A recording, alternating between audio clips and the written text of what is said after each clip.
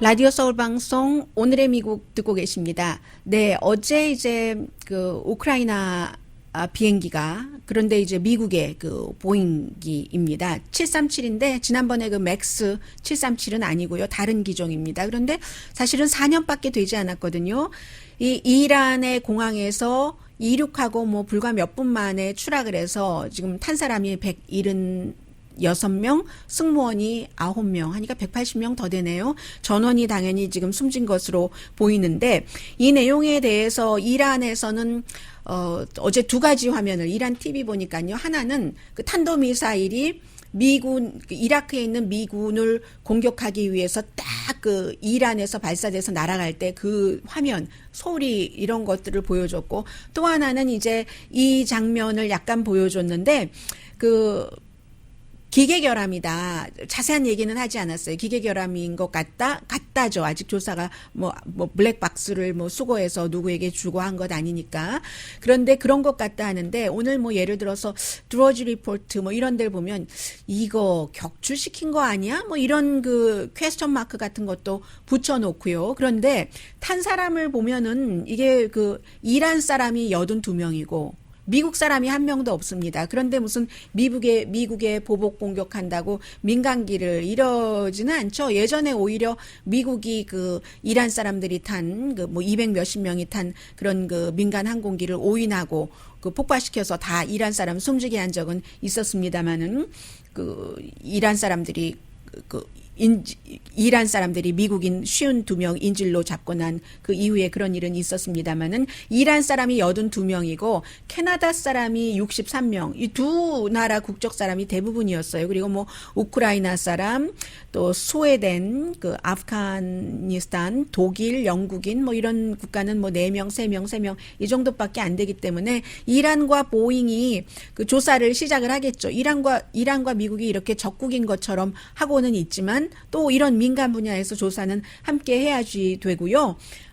테란 공항에서 이륙한 직후에 그랬고 불이 났었다라는 그 장면들을 이란 TV에서는 보여줬습니다. 이렇게 전혀 연관이 없어 보이는데도 불구하고 긴장인 만큼 연방항공국이 민간 항공기들이 이제 그쪽 지역을 통과할 때 전부 경고령 내렸거든요. 걸프 오브 오만이라든가 페르시안 걸프 그쪽을 갈 때 이란의 군사 공격이 있을 수도 있다고 경고 내렸습니다. 늘 있는 경고인데 다른 때는 그냥 무시해버릴 수도 있고 이번에는 누구라도 조금 더 확실하게 좀 생각을 하겠죠.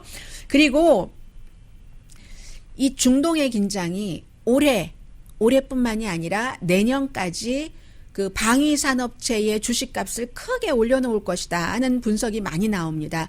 왜냐하면 이런 것들은 내년까지를 왜 얘기할 수 있냐면 계약을 하잖아요. 지금 그 트럼프 대통령이 당선되고 나서 많은 사람들이 트럼프 대통령 지지자분들이 특히 가장 강조한 게 트럼프 대통령은 정치인도 아니었고 선거 기부금을 뭐 방위산업체에서 받지도 않았기 때문에 그쪽의 이해를 봐주는 것과는 거리가 멀다 이런 얘기를 했는데 지금 그 국방부에서 국방 예산을 너무 많이 그 늘리고 있고요. 그런 문제. 그리고 지난번에 그 맥스 737 그 사고 때도 보잉 CEO가 트럼프 대통령에게 전화해서 이것 좀 어떻게 좀 해주세요 했는데 그때 정말 어떻게 해줬을지도 모르겠으나 아주 중요한 보잉의 잘못이 발견되는 바람에 그게 무산됐는데 그런 정도로 이게 그 보잉 같은 경우는 그런 식으로 나가고 다른 방위산업체는 트럼프 대통령이 방위산업체에서 선거 당시에 돈을 받지 않았다 하더라도 사우디아라비아 같은데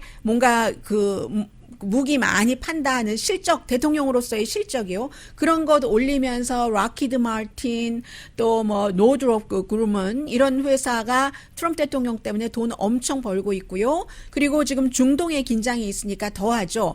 미국 내부에서뿐만이 아니라 내부에서는 지금 국방부의 예산이 너무 많이 늘어났기 때문에 그런 것이고 외부에서도 이거 심상치 않아. 어떻게 될지 몰라 하고 이제 미리 주문하면 주문은 계약이기 때문에 계약한 걸 받지 않으면 해약금을 내야지 되고 하니까 이제 이 락히드 마틴 같은 회사가요, 노드롭 그룹만도 마찬가지고 돈 굉장히 많이 벌 것이라고 예를 들어서 보잉을 빼고는 지금 보잉은 또 사고 났으니까 방위체 산업 주식이 2020년에 7%가 늘어나고 내년에도 6% 정도는 늘어날 것이다 하는 것이 12월 달에 분석이었으니까 지금은 적어도 여기에 플러스 알파가 되지 않겠어요. 아무튼 상업용 비행기 보잉 같은 그런 비행기 회사는 별론데 트럼프 행정부가 아주 고마운 행동을 많이 해줬기 때문에 이렇게 이런 방위산업체들은 돈을 무척 많이 벌고 있다